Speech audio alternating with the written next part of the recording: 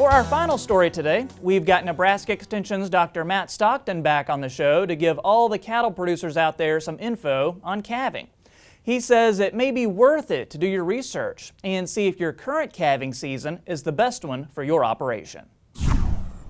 If you change calving seasons, you may change some of those restrictions or requirements, and it may make it easier, you can simply more manage better or do things better that might be more efficient for you. So that's why you would consider a change in calving season, because to change calving season just to change calving season, that doesn't make any sense. There needs to be a reason. It could be economic, it could be labor related, it could be, there's a lot of reasons for it, but it should be something that should be done thoughtfully and carefully, because anytime you go into a different system that you're not familiar with, there's potential for things that you hadn't thought of or pitfalls of things that could happen. Yeah, and you've talked about three main things to consider if you're thinking about switching, right? Oh yeah, definitely. I mean, okay, so how does it change productivity? So how does productivity change? Then also, related to that productivity, what does it change as far as the cost structure related to that?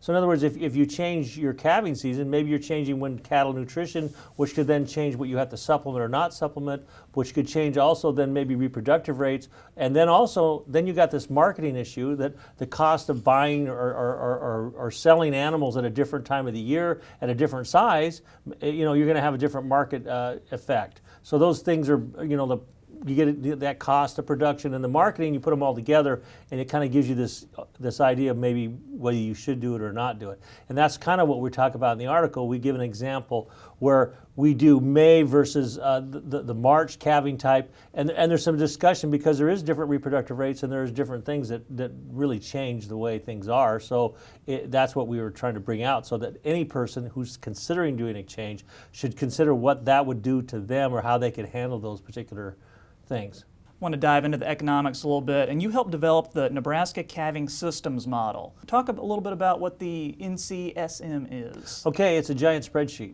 Okay, it's a giant Excel spreadsheet. It started out as a simple little spreadsheet when I first started doing some of this work about 10 years ago, whatever, and we were doing a comparison between the March and June calving at the time for the Judgment Hills Ranch. And so what we did, we just started expanding it, because what's happened is we realized that the more detailed we could get about the cost, the more we could measure where those costs were coming from or where those problems were in the business. So we built this giant spreadsheet, and also we try to keep it up to date so that it has all the current costs and all the current values, because you got pasture, you got all corn stock grazing, all these different things you can put in it, and then you got reproductive rates, and you got calf size. The size of the calf, the time of weaning, when they're weaned, when they're sold, those kinds of things. All that's got to be considered and accounted for. So it becomes this giant spreadsheet.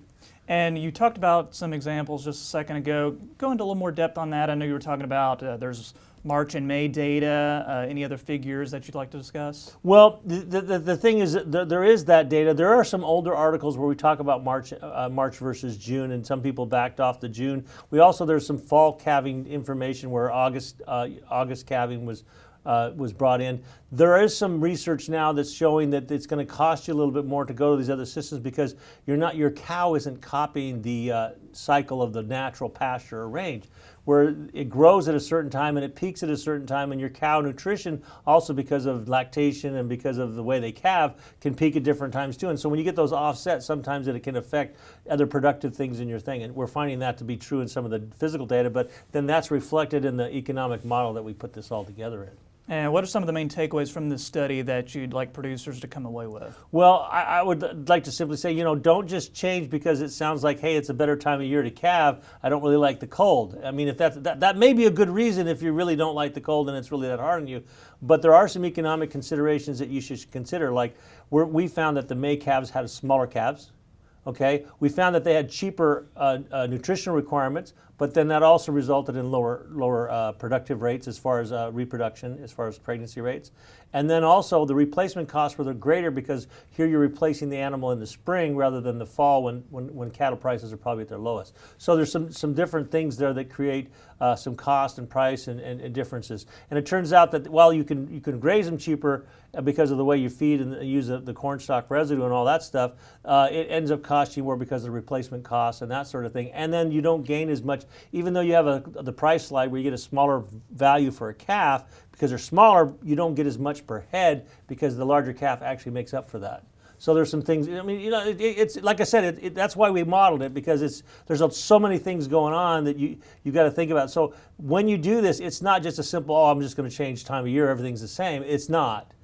Just remember, it's not the same. It's not going to be the same, and you are going to have some effects because you have that seasonality of prices, and then you also have the productivity differences and cow nutrition requirements happening at different times of the year.